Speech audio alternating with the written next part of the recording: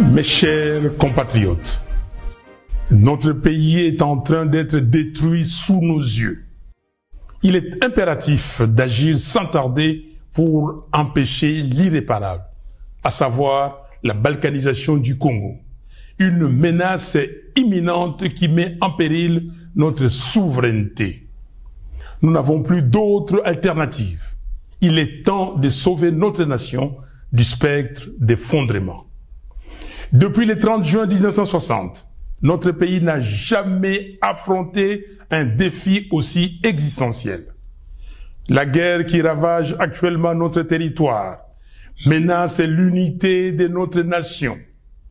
Dans ces contextes d'extrême urgence, la cohésion nationale doit s'imposer comme notre priorité politique absolue. Chaque jour, nos villes, nos territoires, nos villages et nos provinces tombent sous le joug des agresseurs, tel un héritage laissé à l'abandon.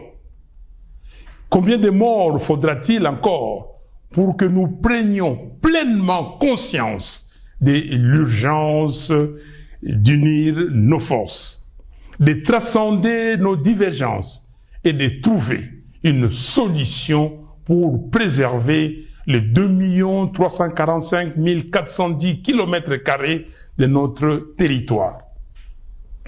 La balkanisation du Congo, insidieusement orchestrée sous nos yeux, ne saurait être tolérée.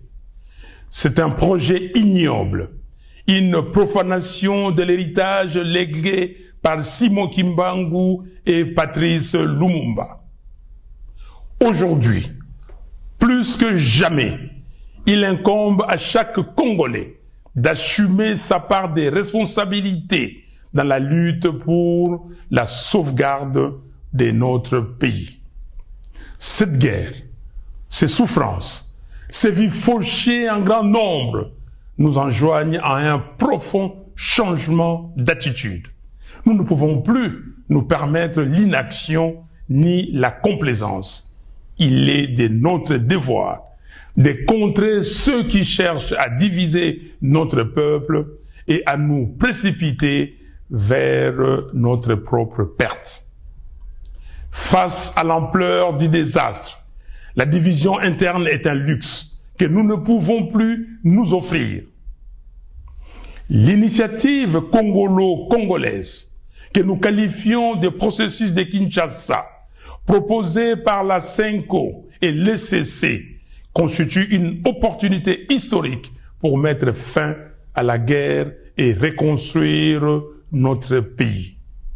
Ce projet ne se limite pas à un simple appel à la paix.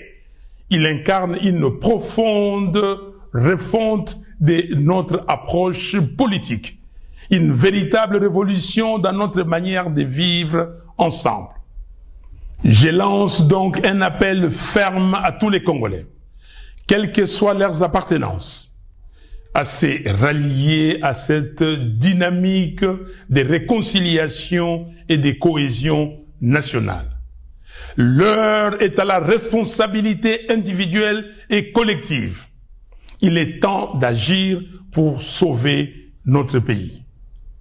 J'exhorte Corneille Nangaa à déposer les armes, à faire prévaloir l'intérêt supérieur de la nation, en pensant à l'intégrité de notre territoire national et surtout à reconnaître les droits inaliénables à la vie de ses frères et sœurs.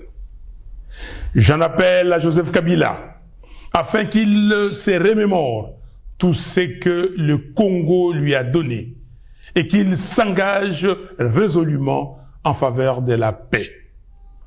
J'invite Félix Tshisekedi à mesurer l'ampleur du désastre qui accable notre pays et à soutenir sans réserve l'initiative des évêques de la CENCO et des pasteurs de l'ECC.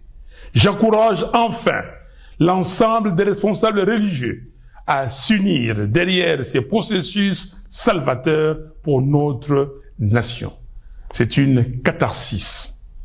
Mes chers compatriotes, il est impératif que nous agissions sans délai pour mettre un terme à la guerre, stopper les massacres des Congolais, en finir avec les déplacements forcés de nos concitoyens, restaurer l'intégrité de notre territoire et alléger les souffrances de notre peuple.